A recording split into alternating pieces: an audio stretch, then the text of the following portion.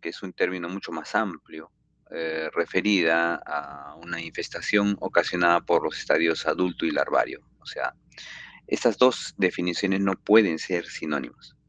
La primera definición de hiatidosis pulmonar es la presencia del quiste hiatídico en el pulmón, eso es lo que quiere decir. Y esta otra definición, equinococosis, implica la infestación o sea, la presencia de la tenia en el hospedero definitivo y de quistes en el hospedero intermediario. Y para fines humanos, la presencia de quiste hiatídico da la clase en el pulmón de un hospedero que en el humano se llama hospedero casual. Están viendo el que corre el PPT, ¿no? Sí, doctor, No, se no ve. se ha quedado plantado. Sí se ve, doctor. Sí, sí, sí. Ok, muy bien. Entonces, ¿cuál es la etiología? Ustedes ya lo han visto anteriormente. Ustedes pueden observar aquí el género Echinococcus, ¿no? Que tiene a su vez 4 especies: el Echinococcus granulosus, Multilocularis, Oligartus y Vogeli. ¿Están viendo mi cursor? ¿Se ve el cursor o no? Sí, También, doctor. doctor, sí se mira. Ok, muy bien. Entonces, de estas 4 especies, el Echinococcus granulosus es que de lejos se puede decir de que en el mundo el hombre es presa de esta especie y es la que causa mayor enfermedad en los seres humanos. En nuestro país es igual. En otras partes del mundo, Echinococcus multilocularis, por ejemplo, en el hemisferio norte del planeta, está muy prevalente. El Oligartus y el Vogeli son mucho más raros. De tal manera que en el Echinococcus granulosus tenemos a su vez 10 cepas reconocidas, de la G1 hasta la G10. De estas 10 cepas, la G1 es la que más provoca enfermedad en el ser humano. Y el Echinococcus granulosus produce, ¿qué cosa? La enfermedad quística, ¿no? A diferencia de Montilocularis, que le producen enfermedad alveolar, el Oligartus una enfermedad uniquística y Vogeli enfermedad poliquística. Aquí tenemos lo que ustedes han visto en parasitología: la tenia adulta que vive en el hospedero definitivo, que es el perro, mide de 3 a 7 milímetros de longitud, es decir, que se puede ver simplemente a simple vista. Tiene 3 o 4 proglótides, la última tiene 100 a 1500 huevos, ¿no? El escoles, que es la cabeza, tiene 4 ventosas para absorber los alimentos del interior del intestino del perro y la doble corona de ganchos llamada rostel. Si ustedes ven esta figura de la izquierda, pueden observar que es un segmento pequeño nada más del intestino del perro que está evertido, de tal manera que la superficie que ustedes están viendo ahí es la mucosa intestinal. Y esos imágenes de color blanquecino en realidad son las tenias que están prendidas de la mucosa intestinal. Vean la cantidad de tenias que hay en este segmento pequeño de intestino. Imagínense que en el resto del intestino. Si multiplicamos eso por 100 o 1500 huevos que puede poner cada una de las tenias, imagínense la capacidad infestante de este parásito. Aquí en la figura de la derecha, vean ustedes las vellosidades intestinales y dentro está prendido de cabeza, ahí agarrado con su doble corona de ganchos, está prendido de la mucosa intestinal. Esta tenia adulta emite huevos al interior del intestino del perro y el perro elimina estos huevos con las deyecciones, con las heces. Este huevo tiene una característica o 2 características muy importantes. Tiene una doble capa, ¿no? La capa más externa llamada embrióforo, que protege muy bien al parásito, resiste la desecación, la humedad, las temperaturas, las variaciones de temperatura importantes, de tal manera que esta capa externa la hace cosmopolita al parásito. Tiene una capa interna que es un poco más débil y en el interior se encuentra el embrión hexacanto o oncósfera. Estos huevos miden de 3 a 40 micras, es decir, son imperceptibles al ojo humano. El ciclo biológico: aquí tenemos la tenia adulta que emite huevos, como hemos mencionado. Estos huevos salen al exterior con las heces del perro, infestan los pastos, el agua y los animales al ingerir los huevos, y dentro está el embrión hexacanto, que sale hacia los tejidos de los animales, en este caso de los animales vacuno, ovino, porcino, y en ello se transforma el embrión, este hexacanto, en la etapa de metacéstode, que es el quiste hiatídico que nosotros conocemos. Este metacéstode, cuando los animales, es decir, los perros, comen las vísceras de estos animales infestados, se cierra el ciclo biológico y así, esto es lo que ustedes han estudiado en parasitología. Cuando esto lo aplicamos al ser humano, ¿no? Tenemos aquí el hospedero definitivo, emite sus huevos, ¿no? Estos huevos son ingeridos por los animales ovinos, porcinos y vacunos, y el hombre también ingiere, y en estas se convierten en quiste hiatídico. El hombre es el hospedero casual. Cuando crece el quiste hiatídico dentro de los pulmones, porque estamos hablando de una cirugía pulmonar, estamos hablando de una clase de cirugía pulmonar, acuérdense que también puede ocurrir esto en el hígado. Generalmente hay muchos estudios que se dice que hay mayor incidencia en el hígado que en el pulmón, pero en ambos el crecimiento es muy parecido, pues se ha distinguido que el quiste hiatídico tiene tres capas.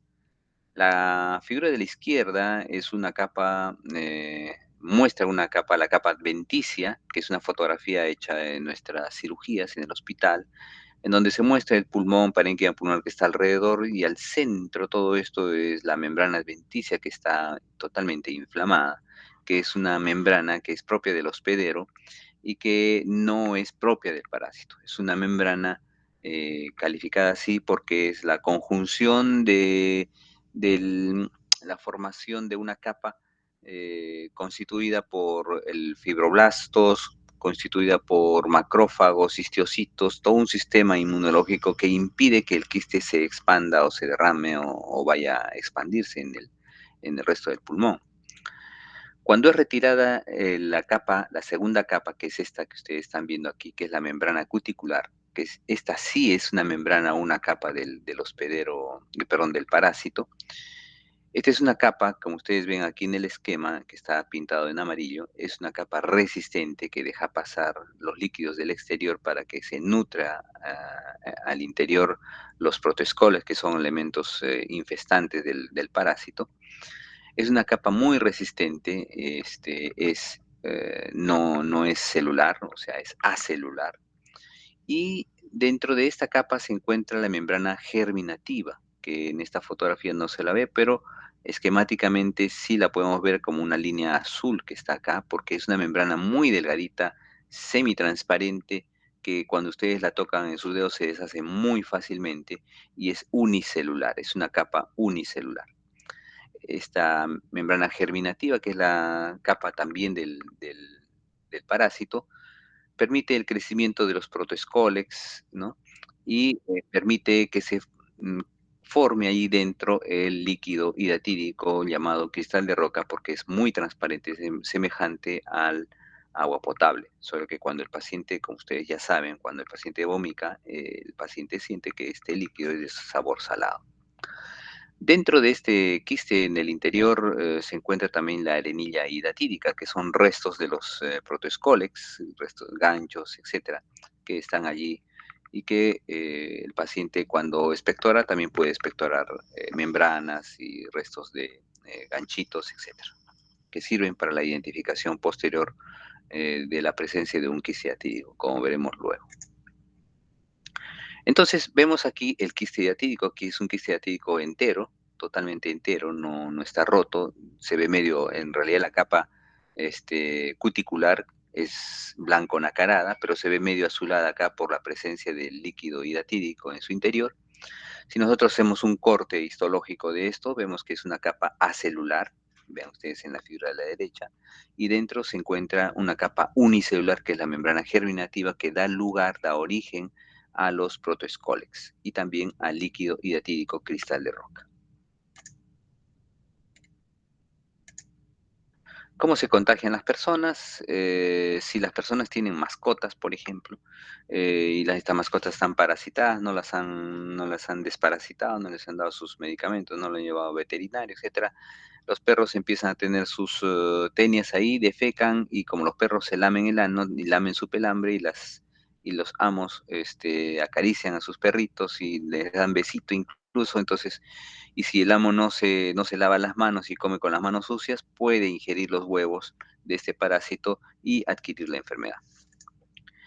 En circunstancias rurales, la gente, las personas trabajan en la chacra, en los campos, y muchas veces van a pastear sus animales muy lejos de la casa y se llevan su fiambre, llevan sus alimentos. Y bueno, pues a la hora de comer, pues comen sus alimentos sin lavarse muchas veces las manos y allí pueden estar ingiriendo los huevos de este parásito. O también tomar agua infestada con estos huevos del parásito y también contagiarse e infestarse, vean ustedes. El problema es entonces el lavado de manos. Este parásito, este huevo, ingresa al aparato gastrointestinal y por los jugos gástricos e intestinales la doble capa de protección del huevo se destruye y libera el embrión hexacanto. Este embrión hexacanto va hacia el hígado, formar quiste diatídico y si es que traspasa eh, el filtro hepático, este parásito puede llegar hacia el pulmón y producirse también ahí quiste hidatídico. En ese momento, vean ustedes, este personaje ha llegado este parásito, estos escólex o protoescólex al pulmón, y bueno, hasta ahí no se ha dado cuenta que ha adquirido la enfermedad. Entonces, en realidad es un proceso preclínico, ¿no? de la enfermedad, y se convierte ese parásito en quiste diatídico que va creciendo progresivamente, progresivamente. Y en su crecimiento va produciendo isquemia de las paredes laterales de los bronquios, puede ser 1, 2, 3, 4, 5, 10 bronquios, etcétera, dependiendo de la localización donde esté. Y al producirse isquemia, se produce una comunicación virtual entre la luz del bronquio con el quiste diatídico. ¿Virtual por qué? Porque es cierto que la adventicia está en unión con el orificio, pero no hay una comunicación real con el quiste porque la membrana cuticular, que es la propia del parásito, está todavía indemne. Entonces, esto es muy importante para lo que veremos luego. En este crecimiento del quiste diatídico puede ser de un término asintomático, de un curso asintomático, o puede que el paciente tenga alguna sintomatología tipo dolor muy, muy sordo, no muy bien referido, si es que el quiste diatídico crece cerca a la pleura, porque acuérdense que la pleura parietal es la que duele, y no el pulmón, ni la pleura visceral. Solo tendrán sintomatología de un pequeño dolor si es que crecen muy cerca a la pleura parietal y visceral. Más si no es así, entonces el paciente puede estar caminando normalmente, haciendo sus actividades, y los diagnósticos en esta fase se dan cuando el paciente se toma una radiografía por algún motivo para sacar un certificado médico, etcétera, y sorpresa se da cuenta que tiene un quiste diatídico sin tener ninguna sintomatología. Cuando el aire del árbol bronquial ingresa y diseca entre la membrana adventicia y la membrana cuticular, se produce pues un menisco de aire, ¿no? Que se llama y que se puede ver en la radiografía y se puede ver este signo del neumoperiquiste. Este es un signo de rara presentación, pocas veces se presenta porque normalmente la membrana cuticular se rompe y se produce la ruptura del quiste diatídico. Pero algunas veces, si ustedes ven esta imagen así, sospechen neumoperiquiste, una complicación banal del quiste diatídico. Cuando se rompe la membrana cuticular, entonces el líquido diatídico es expectorado, previa tos, entonces se produce la vómica hidatídica. En la vómica hidatídica sale el líquido hidatídico y puede salir la membrana cuticular y eso constituye la vómica hidatídica. Y el paciente menciona que ha eliminado un líquido de color transparente, de sabor salado, y el paciente puede tener tos durante varios días. Así como salió el líquido hidatídico, ingresa el aire a través de los orificios bronquiales que se formaron durante el crecimiento del quiste y se produce una interfaz aire-líquido con la membrana cuticular sobrenadando y que en las radiografías de tórax cuando se muestran esto se observa el signo del camalote.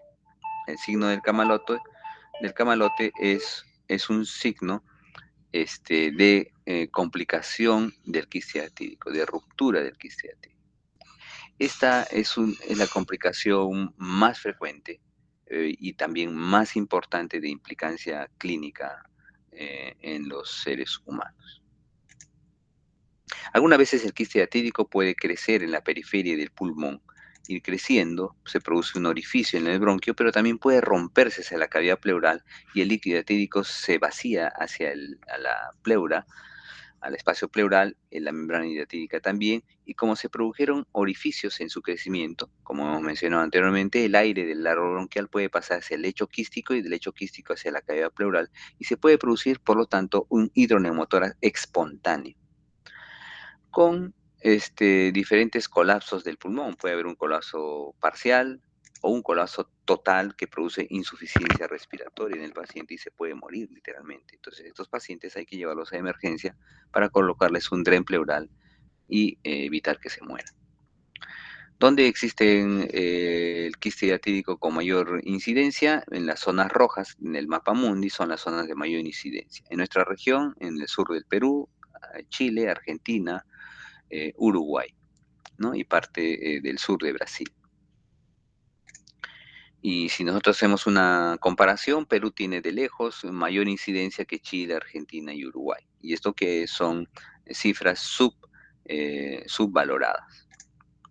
Si hablamos de nuestro país, entonces, ¿en dónde hay más hidatidosis? En toda la Sierra Sur, ¿no? Porque hay mucho ganado, allí mucha crianza de ganado, pero también en Lima se ha reportado, y estas son cifras del 2020 reportadas por la OPS. Lima tiene la mayor incidencia de todo el país de hidatidosis. Tal vez porque se ha ruralizado Lima o porque cuando nosotros operamos a los quistes diatídicos son pacientes muchas veces derivados de provincias y nosotros reportamos quiste diatídico aquí en nuestros hospitales. Tal vez puede ser por eso, no lo sé, habría que ver.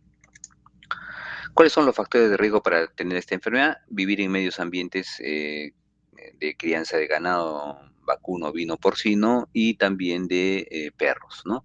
Y la presencia de camales clandestinos, ¿no? En donde las personas, como ustedes observan aquí, dan las vísceras a los perros que están pululando alrededor y el ser humano en realidad es el que cierra el ciclo vital de este parásito. Los malos hábitos higiénicos, es decir, no lavarse bien las manos, y también factores hereditarios, hay predisposición a esta enfermedad. Es por eso que algunos pacientes se produce un solo quiste diatídico y en otros se producen, se forman 10, 15, 20, 30, 40, 50 quistes diatídicos, depende del factor inmunológico que está en relación al factor hereditario. ¿Cuál es el cuadro clínico? Hay dos grandes vertientes, ¿no? Digamos, por así decirlo. Pacientes asintomáticos, como hemos mencionado, generalmente son quistes ciáticos no rotos, no complicados, y que constituyen un hallazgo radiológico. Y pacientes sintomáticos cuando el quiste diatídico se rompe y el paciente hace una vómica diatídica previo a una tos exigente, ¿no? Y el paciente empieza a expectorar una expectoración mucosa, ¿no? O transparente durante una semana o dos, y luego de este tiempo empieza a expectorar una expectoración mucopurulenta porque el lecho quístico ya se va infectando por gérmenes comunes, dado que el lecho quístico ya se establece una conexión con el arroz bronquial. Y después de este tiempo de 2, 3, 4 semanas, la expectoración puede volverse francamente purulenta porque ya hay una exacerbación, un crecimiento importante de los gérmenes comunes dentro del lecho quístico y el paciente lo expectora.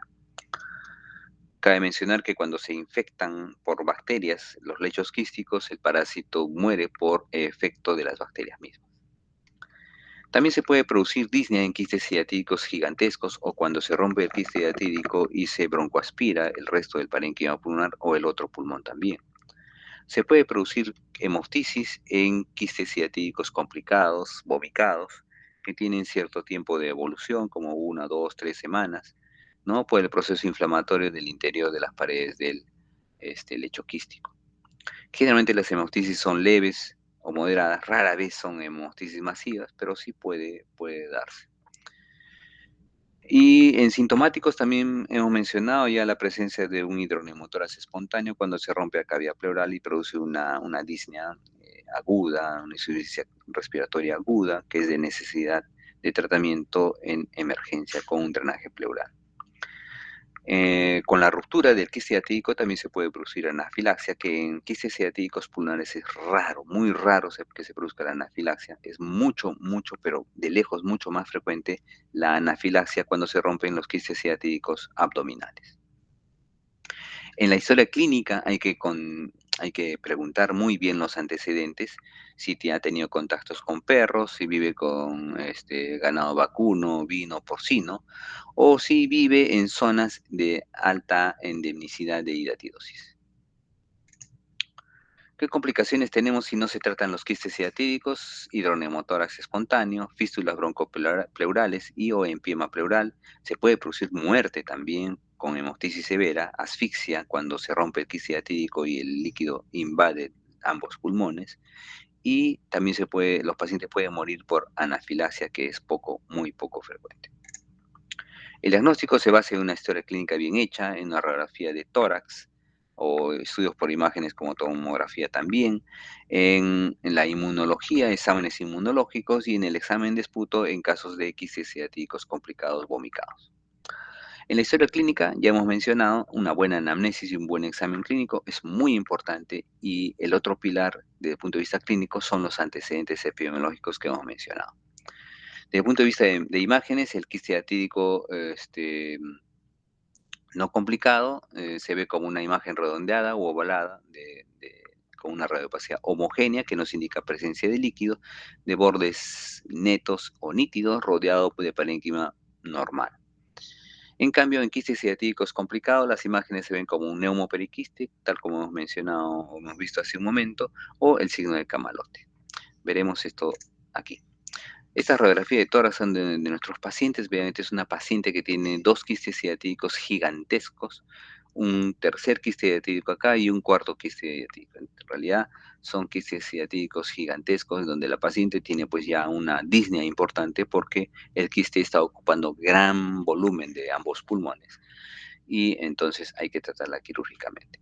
Pero estas imágenes sirven para saber cómo identificamos quiste hiatídico y diferenciarlo de otras imágenes tumorales, por ejemplo.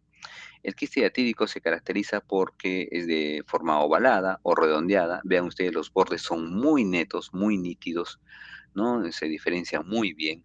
La radiopacidad es homogénea, que nos habla de líquido, y generalmente el parénquima pulmonar alrededor está sano, como ustedes ven aquí. Esta es la radiografía lateral, siempre hay que pedir una frontal y lateral. Aquí vemos otra imagen radiográfica en donde se puede ver un neumoperiquiste. Este es un quiste hiatídico gigantesco en el hemitórax izquierdo. Aquí está la membrana adventicia, ¿no? El aire ha ingresado entre la adventicia y la cuticular, por lo tanto es el signo de neumoperiquiste. Y la membrana cuticular está aquí, ¿no? Conteniendo el líquido hiatídico. Esquemáticamente se ve esto así, el quiste hiatídico. Aquí vemos otro signo radiológico que también es poco frecuente, pero cuando lo vean, identifiquen y digan que es un quiste hiatídico complicado, es el signo del doble arco, donde aquí está la membrana adventicia, ha ingresado aire entre la adventicia y la cuticular, que es esta de aquí, como en el anterior caso, pero también ha ingresado aire dentro de la membrana cuticular. De la manera que aquí está el líquido hiatídico. Entonces aquí tenemos un arco, dos arcos, el signo del doble arco, signo de complicación del quiste hiatídico. Pero la complicación más frecuente que nosotros vemos y por la que los pacientes vienen a la consulta es cuando el quiste hiatídico se rompe. Vean ustedes, este es un quiste hiatídico gigantesco que va desde la base del pulmón izquierdo hacia el ápice. Parece que fuese neumotórax. No, todo esto es un quiste hiatídico donde ha ingresado el aire y la membrana cuticular, vean ustedes, está aquí, ¿no? Ondulada, como ondas. Ese es el signo del camalote, ¿no? Con líquido hiatídico aquí. Otro signo del camalote, vean ustedes un quiste diatídico y esta vez más pequeño, en el tercio inferior del emitor izquierdo, vean en la membrana adventicia, el aire, la membrana cuticular sobrenadando, ¿no? Y aquí está el esquema este,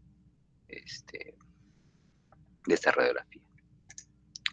Desde el punto de vista radiológico, vean ustedes, digo tomográfico, vean ustedes múltiples quistes ciatídicos complicados, que vamos a ver aquí, quiste ciatídico complicado, aquí otro quiste ciatídico complicado, roto, ¿no? Con aire en su interior, etc.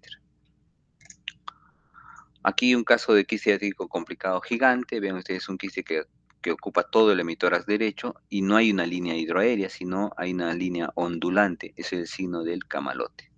Aquí vemos en la radiografía lateral también el signo del camalote, entonces aquí está la membrana cuticular. Aquí en la tomografía de ser computarizada, ¿dónde está la membrana? Es esta cosa blanquecina, esta línea corrugada blanquecina, es la membrana cuticular que está en el líquido hidatídico, que es esto de aquí. Aquí vean, esto no es una línea horizontal, es una línea ondulada, signo del camalote en la tomografía computarizada. Y en el corte coronal vean el quiste hidatídico gigantesco que va del ápice hacia el diafragma, con la membrana cuticular rota y que se puede observar como una línea radioplaca corrugada. Más de lo mismo, aquí este es un quiste hidatídico que ha espectorado el líquido hidatídico, solamente se han quedado las membranas, ya no hay líquido. Y bueno, volvemos a lo anterior. Cuando sospechemos de quiste hidatídico pulmonar, etcétera, hay que pedir test de ELISA o test de Western Blot, que tiene una sensibilidad del 60-85%, de preferencia Western Blot, y esto nos hace pensar en que el diagnóstico del paciente se acerca a quiste hidatídico. Cuando el paciente tiene vómita hidatídica, hay que aprovechar y decir al paciente, espectore en un vaso y llévelo al laboratorio. Ustedes le solicitan investigar la presencia de ganchos, escoles, fragmentos de cutícula en el espectorado del paciente. Si el laboratorista les da positividad ante estos elementos, ustedes tienen el 100% de certeza que es quiste hidatídico. Más si no encuentran, no significa que hay que descartar el quiste hidatídico. Entonces, regresamos aquí. Bueno, esto es más para los residentes. En el examen de esputo, vemos, el laboratorista puede ver esto, un gancho aquí, una corona de ganchos o ganchos en tinción, o también puede ver las proglótides. Cuando ve este laboratorista les va a decir positivo para quiste hidatídico, para hidatidosis.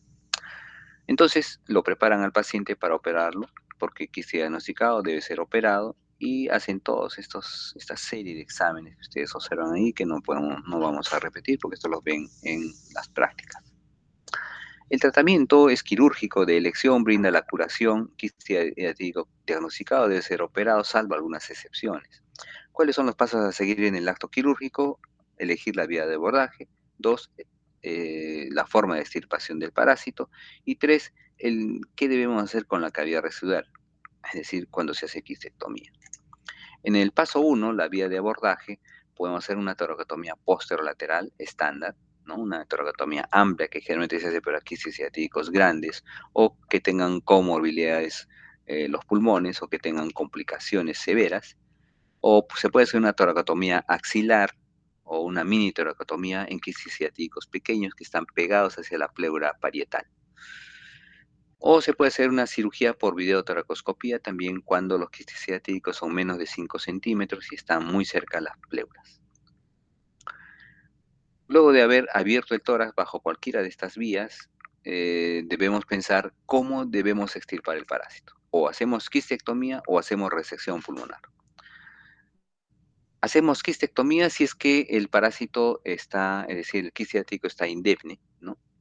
Y para ello tenemos 3 formas: extirpación de parásito previa inactivación, la técnica de Arman-Hugón o parto del quiste y la técnica de Velarde Pérez Fontana. ¿Y cuándo debemos hacer resección pulmonar? Cuando el quiste hidatídico está complicado, cuando el parénquima pulmonar alrededor del quiste está fibrosado, no se expande, o hay mucha infección dentro del quiste hiatídico, está muy complicado, está como si fuese un absceso, entonces podemos hacer una resección pulmonar. ¿Qué tipo de resecciones? Lobectomía, bilobectomía, resecciones en cuña, segmentectomías o hasta neumonectomías, que es raro. Y una vez que hemos retirado el pulmón o hemos sacado el quiste, de preferencia cuando hemos sacado el quiste, ¿qué debemos hacer con el lecho quístico? O sea, con la membrana adventicia. Podemos hacer capitonaje previo cierre de las comunicaciones bronquiales. O también podemos dejar el lecho quístico abierto previo cierre de las comunicaciones bronquiales cuando es muy difícil hacer una aplicatura. Entonces, aquí está la técnica de Barré, que es la técnica más frecuentemente realizada, la técnica donde aquí vemos el quiste hiatídico, luego de una toracotomía posterolateral. Aquí está la membrana adventicia, se cubre todo el campo quirúrgico con gasas embebidas en cloruro de sodio hipertónico, se punza el quiste y con una llave triple vía se está extrayendo, vean ustedes acá, el líquido cristal de roca, que es totalmente transparente. Y vean ustedes, todo este líquido se lo envía a través de este sistema hacia un bolo. Y antes de retirar la aguja, luego de haber extraído la mayor cantidad posible de líquido hiatídico, a través de este sistema inyectan cloruro de sodio hipertónico para matar a los parásitos que están dentro del quiste hiatídico. Luego de eso extraen todo ese líquido introducido y abren la membrana cuticular, ¿no? Con electrocauterio, tijeras, bisturí, etcétera.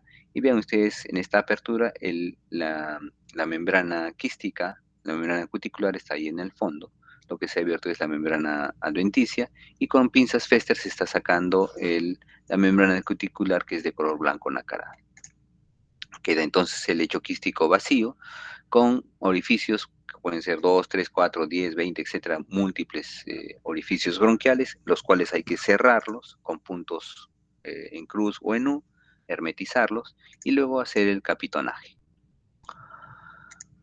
Esta es la membrana cuticular que se ha extraído y esa es la técnica más frecuentemente utilizada, la que tiene menos complicaciones. Existe esta otra técnica, que es la técnica del Armand-Hugon o parto del quiste, que implica no romper el quiste, pero deben ser quistes ciáticos de menos de 5 centímetros de diámetro y pegadas a la pleura.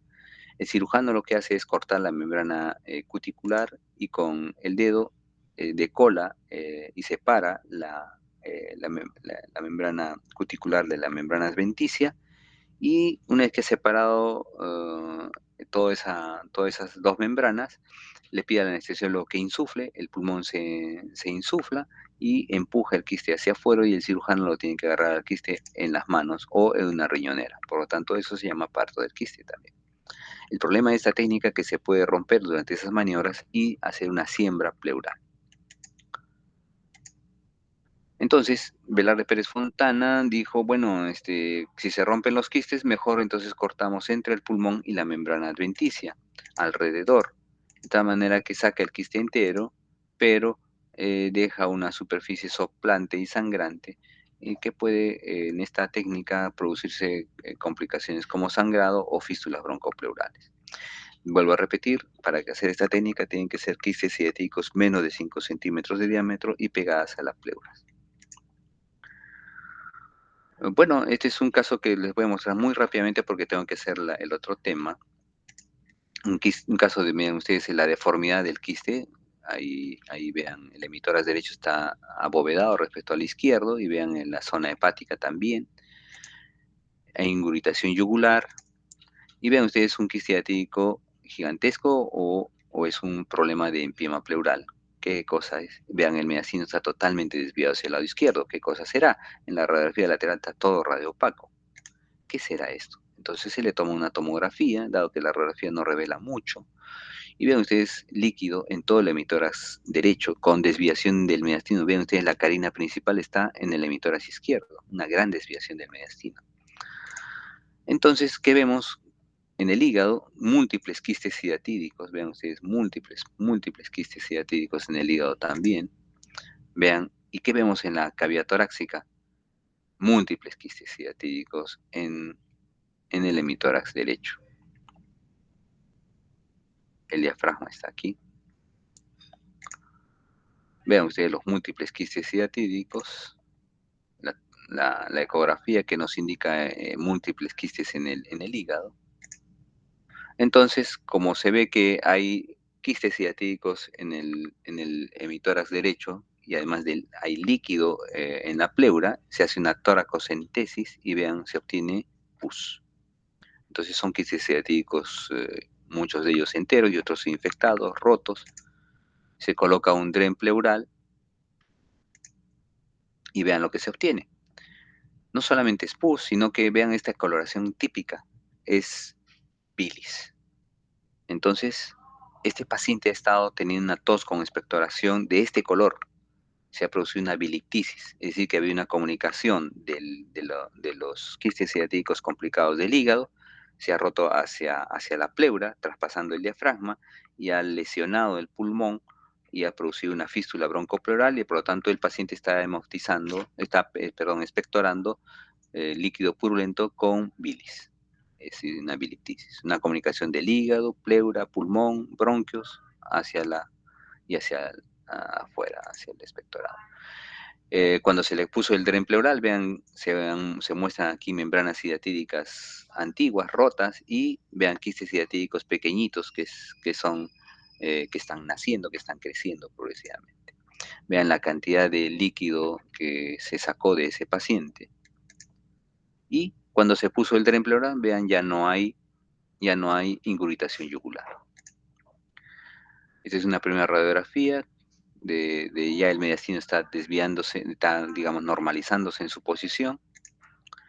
Y vean la cantidad de quistes hiatídicos que están sacando directamente porque al paciente se le salió el dren y a partir de ahí se empezaron a salir las membranas. Vean la cantidad de membranas que se retiraron con pus y bilis. Se siguen sacando las membranas. Y vean, el mediastino ya está más centrado, ya hay aire, y vean los múltiples quistes que hay en la cavidad pleural. Se ven bolitas redonditos ahí, con líquido hiatídico, con obstrucción del seno costodiafragmático. Ya un poco mejor, el mediastino más central. El paciente fue operado, ¿no? Y el pulmón está expandiéndose, pero quedan todavía quistes hiatídicos en la pleura. En la cirugía, vean ustedes, quistes hiatídicos ahí, sobrenadando. Este es el pulmón con engrosamiento pleural. Los quistes hiatídicos están ahí pequeños de todo tamaño. Y se hace una decorticación pulmonar para que el pulmón se expanda. Vean, se está pelando literalmente el pulmón y aquí aparece el pulmón para que se expanda. Nuevamente se está retirando la pleura engrosada. Eso se llama decorticación. Y vean ustedes el pulmón el pulmón se está expandiendo. Vean, aquí hay comunicaciones bronquiales desde el pulmón hacia la pleura, por eso está burbujeando. Se hace aerostasia, se ponen parches de pleura para que ya no burbujee. Y vean ustedes el hueco en el diafragma. Este es el diafragma. Y adentro está el hígado con quistes hiatídicos también. Entonces, post cirugía, ven, se ha recuperado el pulmón ampliamente. Esta zona radiopaca es la zona de trabajo, no hay problema. El diafragma está aquí. Y vean la evolución buena, satisfactoria después de esta cirugía. De esta manera que hubo, ¿qué cosa? Quistes hiatídicos en el hígado, se perforaron el diafragma, desplazaron hacia la pleura, hubo ruptura del parénquima pulmonar y de los bronquios, hubo bilictisis, y se cerraron las comunicaciones bronquiales tanto en pulmón como en el hígado, se hizo capitonaje, se cerró el diafragma, se colocaron drenes y el paciente salió en buenas condiciones. La mortalidad operatoria, 5%, complicaciones, menos del 5%, ¿qué complicaciones se pueden ocurrir aquí? Hemorragia, flujo de aire prolongado, fístulas broncopleurales, empiema, siembra pleural. La mortalidad es baja, menos del 0.5% en nuestro hospital. El tratamiento médico también tiene alguna cabida, pero en casos muy seleccionados, como coadyuvante al tratamiento quirúrgico. Algunos grupos quirúrgicos dan albendazol un mes antes y 2 meses después de la cirugía. En hidatidosis primaria múltiple, es decir, cuando el paciente tiene 20 a 60, 100 quistes ciatídicos en ambos pulmones, se puede dar también albendazol. Y o cuando el paciente no puede ser operado por ningún motivo, por algún problema severo, insuficiencia cardíaca, etcétera, descompensación hemodinámica, se le tiene que dar albendazol. A estas dosis, 10 a 15 miligramos por kilo de peso por día, y la alternativa es el praziquantel. Siempre hay que tomar hemograma y pruebas hepáticas porque esto puede alterar esas cuentas hemáticas o puede alterar el funcionamiento hepático. Este es un artículo que publiqué yo el año pasado, donde ustedes pueden ampliar su conocimiento sobre hidatidosis pulmonar. Muy bien, haremos rápidamente aspergiloma pulmonar.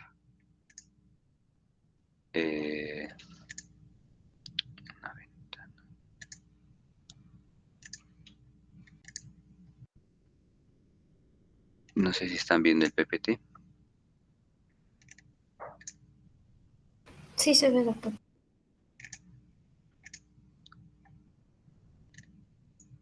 Ok, entonces rápidamente, esto es mucho más rápido. Aspergiloma pulmonar está dentro de unas formas clínicas que se llama alérgica bronquial, aspergilosis invasiva y aspergiloma pulmonar. En realidad, aspergilosis pulmonar es un complejo clínico en donde involucra el asma bronquial por la presencia de estos hongos, involucra la necrosis del parénquima pulmonar en pacientes inmunodeprimidos y la presencia de aspergiloma pulmonar en pacientes inmunocompetentes, que ese es el motivo de nuestra clase de hoy.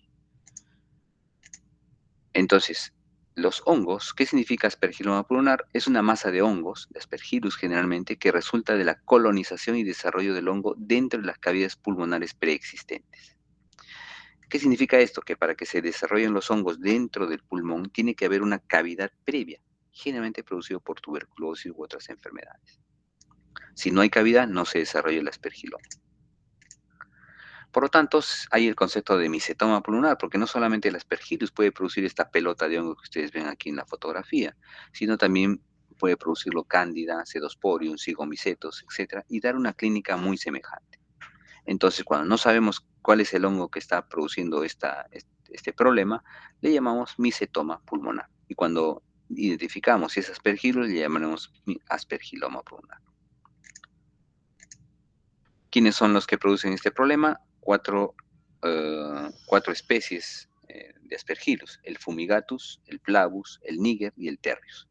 De estos cuatro, el fumigatus es el que más produce este problema.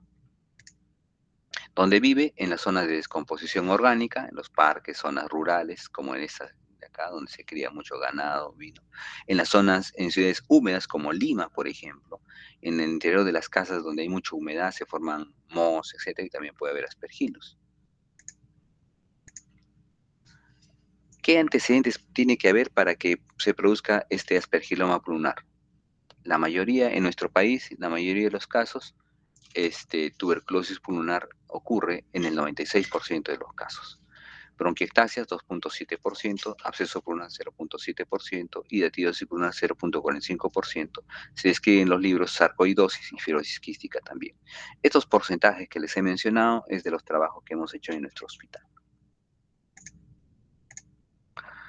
Más de lo mismo, un paciente tenga aspergiloma pulmonar debe tener antecedente de haber sufrido tuberculosis pulmonar y que haya curado con secuelas cavitarias o bronquiectasias, o pacientes que tengan abscesos pulmonares crónicos de meses o años de evolución, o quistes ciatídicos complicados de años o meses de evolución también. Las secuelas cavitarias post-tuberculosas están presentes en el 8 al 35% de los casos de los pacientes que han curado de tuberculosis. Entonces, estos pacientes pueden hacer hemostisis leves, y se sabe que los pacientes que hacen hemostisis leve, más o menos el 30%, van a hacer hemostisis masiva y se pueden morir. La mortalidad por hemostisis masiva va del 5 al 28%. Por eso es de que hay que operar a estos pacientes. Estos hongos viven en el medio ambiente y eliminan sus esporas al medio ambiente. Son esporas que están flotando en el aire. Nosotros podemos inhalarlas frecuentemente. Cuando vamos al campo, estamos por un parque, las inhalamos frecuentemente. Y no nos hace daño sino porque nuestro sistema inmunológico mata a estos hongos, a estas esporas, pero sí, pero las personas que tienen cavidades dentro de los pulmones, estas esporas ingresan dentro de las cavidades y se produce aspergiloma pulmonar. Vean ustedes cómo las esporas ingresan dentro de las cavidades y se forma luego un aspergiloma pulmonar que va creciendo progresivamente, ¿no? Y esta pelota de hongos produce sangrado dentro de la cavidad eh, eh, pulmonar preexistente y eso va a producir hemoptisis de diversa magnitud, leve, moderada, severa, recurrente. Y por el peligro que se puede producir una muerte por asfixia por la hemoptisis, es que los pacientes deben ser operados. ¿Por qué se produce mucho sangrado en estos casos? Porque típicamente en aspergiloma pulmonar se produce un sangrado brutal, una hemoptisis muy severa, más que en tuberculosis, porque estas cavernas que se han formado durante el proceso tuberculoso o durante el proceso patológico previo, que no necesariamente es tuberculosis, están ricamente irrigadas por las arterias bronquiales, que son ramas directas de la aorta, o por ramas anómalamente formadas por el proceso inflamatorio durante la enfermedad, ramas directas de las arterias intercostales o ramas de la arteria mamarias interna, externa o ramas de la arteria subclavia que irrigan las paredes de estas cavernas. ¿Dónde se producen los aspergilomas pulmonares más frecuentemente? En los lóbulos superiores. Si suman estos porcentajes, vean ustedes que el 80% están en los lóbulos superiores de ambos pulmones y menos porcentaje en los restantes lóbulos. Estos son porcentajes tomados de los trabajos que hemos hecho en nuestro hospital. Se clasifican los aspergilomas en simples y complejos. Los simples son como ustedes ven en esa tomografía, en la radiografía, en la parte superior, son aspergilomas que se forman en bulas, o sea, zonas de poca lesión parenquimal alrededor. Y tiene características que dan poca sintomatología, poca hemoptisis, ¿no? Y característicamente, cuando uno opera estos casos, la mortalidad es muy baja.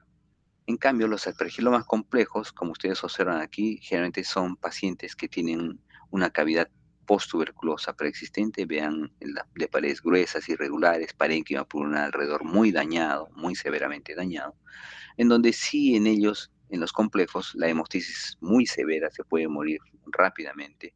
Y las cirugías también son muy complejas, hay mucho sangrado, muchas horas de cirugía, 6, 8, 10 horas de cirugía. Por eso es que es importante clasificarlos en simples o complejos.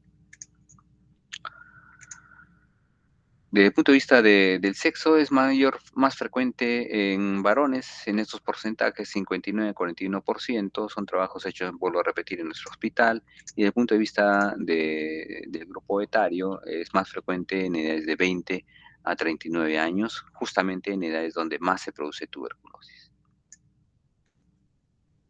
¿Qué síntomas y signos produce este problema? Hemoptisis y tos es lo característico en esta enfermedad. Tos y hemoptisis es lo característico. Cuando ustedes encuentren la signología, la sintomatología de tos y hemoptisis, no solamente piensen en tuberculosis, piensen en aspergiloma pulmonar en un paciente que ha tenido antecedente de tuberculosis en el pasado. También estos pacientes cursan con expectoración purulenta, al examen pueden encontrar un soplo cavitario, bajan de peso, hay disnea, dolor torácico, puede haber fiebre, es decir, que hay exacerbación de gérmenes comunes.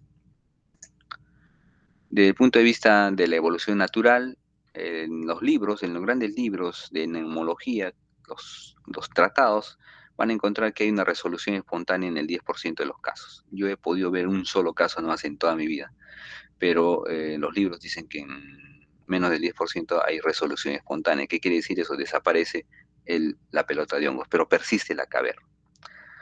Pero la mayoría persiste en más del 90% y esto van a producir hemoptisis leve o moderada o también hemoptisis masiva, que eso puede llevar a la muerte del paciente.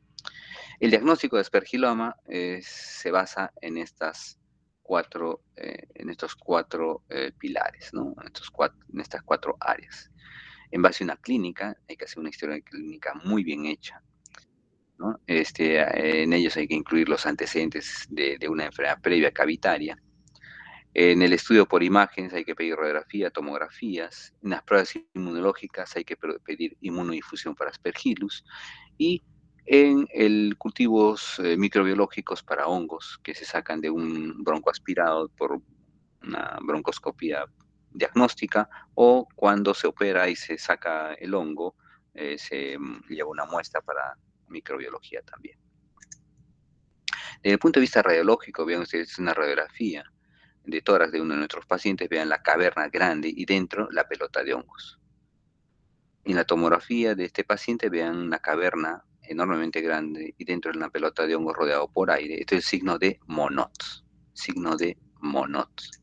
que no es patognomónico de aspergiloma, pero cuando lo vean hay que pensar en aspergiloma o micetoma pulmonar. Otro signo de Monod en una tomografía de otro paciente, vean una caverna mucho más grande, pelota de hongos, aire alrededor y el parénquima pulmonar alrededor enfermo. Vean, aquí hay bronquiectasis. Más signo de Monod, vean una caverna enormemente grande, aquí hay varias pelotas de hongos. Vean, pelotas de hongos. El hongo aquí. Y una doble difusión de Aspergillus, también hemos mencionado, en donde la prueba se observa pues el antígeno que está aquí colocado, y cuando se observa esta doble línea, se dice que es una doble difusión para Aspergillus, para este hongo. Desde el punto de vista microbiológico se pueden ver hifas y Aspergillus, tal como ustedes ven, pero no son patognomónicas de este hongo, pero sí los podemos identificar gracias a los cultivos. Aquí tenemos cultivos para Aspergillus fumigatus, flavus, niger y terbius. ¿Por qué operar? Porque la resección pulmonar, como ustedes observan aquí, tiene mayor sobrevida de los pacientes, ¿no? El tratamiento médico hace que los pacientes mueran más rápidamente y en mayor medida, mayor volumen de pacientes, mayor cantidad. Entonces, ¿pero por qué? ¿Por qué es que el tratamiento médico sí es un hongo? Porque el hongo está metido dentro de una caverna y esas cavernas no dejan pasar los antifúngicos en concentraciones inhibitorias mínimas adecuadas para matar el hongo.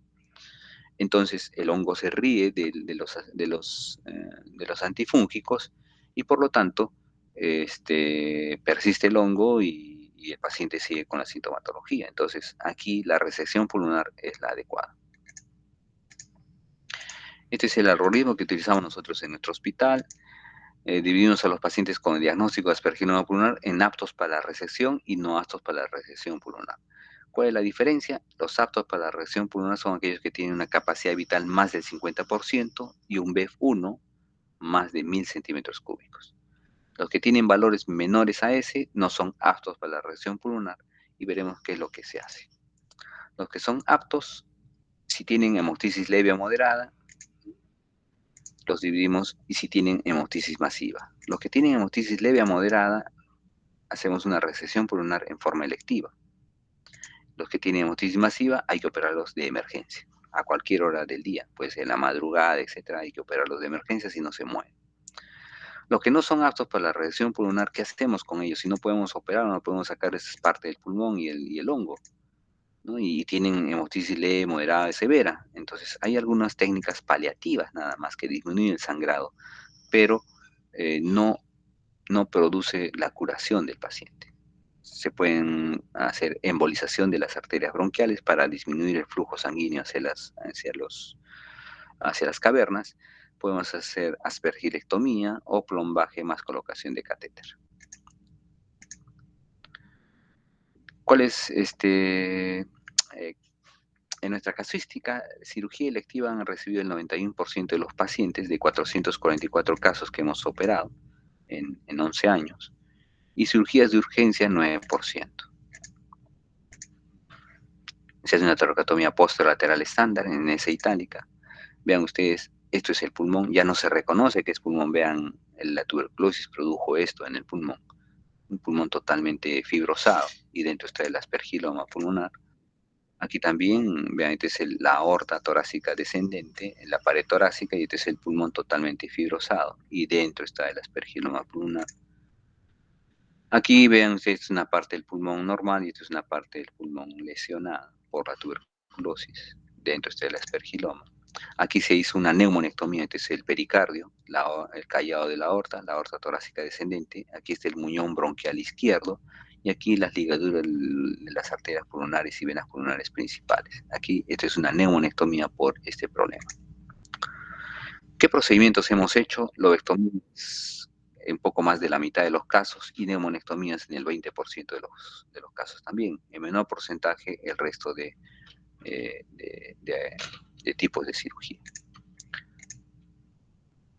Las piezas quirúrgicas que hemos extraído, vean ustedes, aquí tenemos un lóbulo superior izquierdo, esta es la língula, pero vean, en este lóbulo superior izquierdo hay 3 aspergilomas, 1, 2 y 3 aspergilomas. Y aquí una muestra más fresca de nuestros pacientes. Vean, hemos abierto la caverna y aquí está el aspergiloma pulmonar. Y eso es lo que hace sangrar la caverna. Aquí hay otra caverna. Vean las paredes gruesas, irregulares, y dentro está el aspergiloma pulmonar.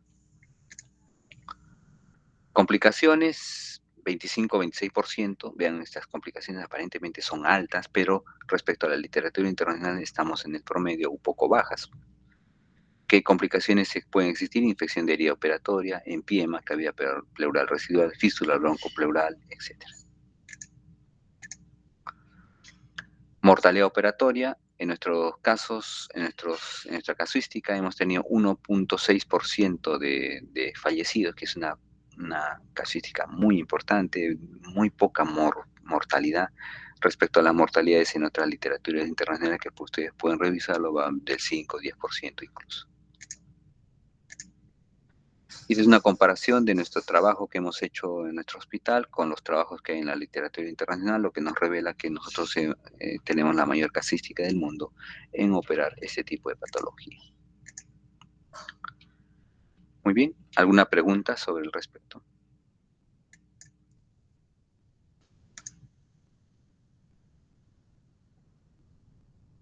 Doctor, disculpe, tengo una pregunta.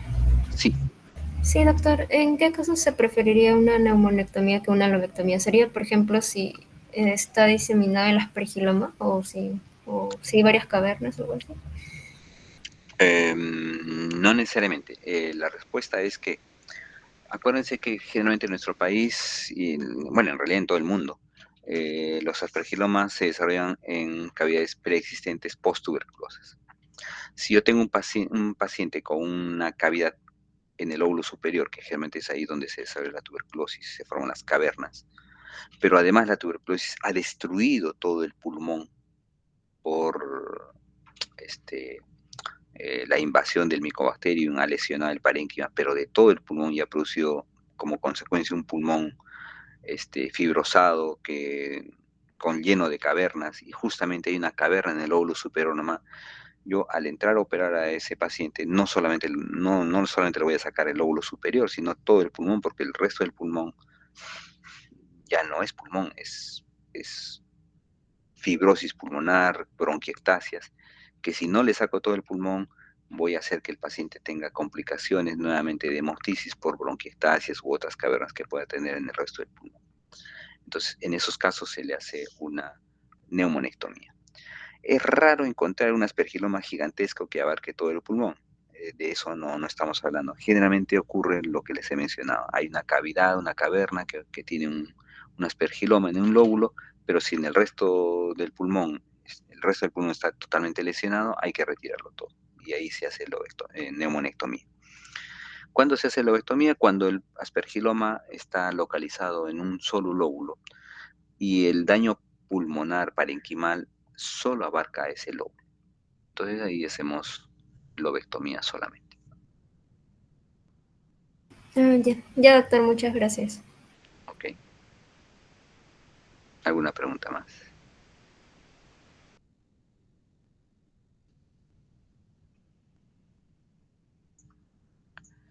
Muy bien. Sí, sí, sí, Valeria. Sí, doctor, había mencionado que cuando no es apto para la recepción pulmonar, ¿qué se tenía que hacer? ¿Podría repetir esa parte? No. Sí, hay procedimientos paliativos. ¿Qué tipo de procedimientos paliativos? Como el nombre dice, paliativos, o sea, no son curativos. La resección pulmonar es curativa, porque sacamos el hongo y ya el paciente deja de tener hemoptisis y vive tranquilo. Pero cuando no se les puede retirar una parte del pulmón, entonces hay procedimientos paliativos que están diseñados solamente para reducir el volumen de hemoptisis, es decir, para que no se vaya a morir por una hemoptisis masiva. Y esos procedimientos son, como mencioné, embolización de las arterias bronquiales. ¿Qué significa eso?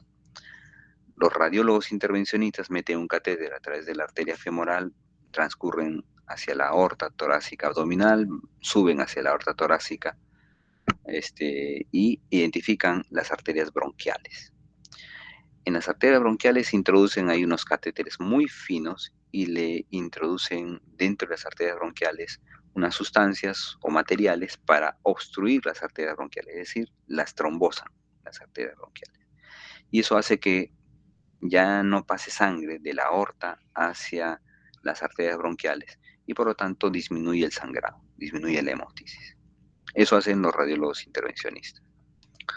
Otro método es la de la aspergilectomía, es decir, abrir el tórax, abrir el pulmón donde está la caverna, abrir la caverna y sacar el micetoma, o sea, la pelota de hongos, y cerrar. Algo así como lo que hemos visto en quiste atípico, en donde solamente se saca el quiste y se cierra el pulmón con capitonaje. Ese es otro método. Y el tercer método es el que nosotros hemos inventado, pero que no lo hemos publicado, en donde sacamos un par de segmentos de costilla y no nos metemos a la cavidad pleural, sino por fuera de la pleura parietal, decolamos esa pleura y separamos la pleura de la fascia endotorácica. Una vez separado eso, mediante maniobras palpatorias identificamos dónde está el hongo, se palpa una pelota, y le metemos un catéter por técnica de Seldinger, o sea, por punción. Y ese catéter lo sacamos a través de la pared torácica anterior. Y luego hacemos plombaje. Plombaje es meter una serie de pelotitas de ping-pong estériles en esa cavidad que hemos fabricado para aplastar el pulmón, ese pulmón donde está la caverna. Y cerramos el tórax. De tal manera que actuamos en el postoperatorio a través del catéter que hemos sacado a través de la pared torácica, le inyectamos anfotericin B directamente hacia el hongo, hacia la cavidad pulmonar, para matar directamente el hongo con este antifúngico. Y las pelotitas de ping-pong, es decir, de plombaje, hacen que aplaste la caverna. Entonces, con esto hemos logrado en 6 pacientes, me parece, si no mal no recuerdo, disminuir el sangrado. Un paciente que tenía hemoptisis masiva todos los días, ya estaba muriéndose y nos rogó de que entremos a la sala de operaciones con él y prefería morirse en sala de operaciones que morir ahogado en su propia sangre, y eso hicimos. Y fue el primer paciente y dio resultado, y ese paciente se fue a Cerro de Pasco incluso a seguir su vida casi normal, pues porque en sus controles seguía con hemoptisis, pero hemoptisis muy leve. Entonces, esos son los métodos paliativos, pero esos métodos hacen que no se cohíbe el sangrado totalmente, sino en forma parcial. Esos son los métodos que mencioné. Muchas gracias, doctor. Ahora sí Listo. comprendí mejor. Ok. ¿Alguna pregunta más?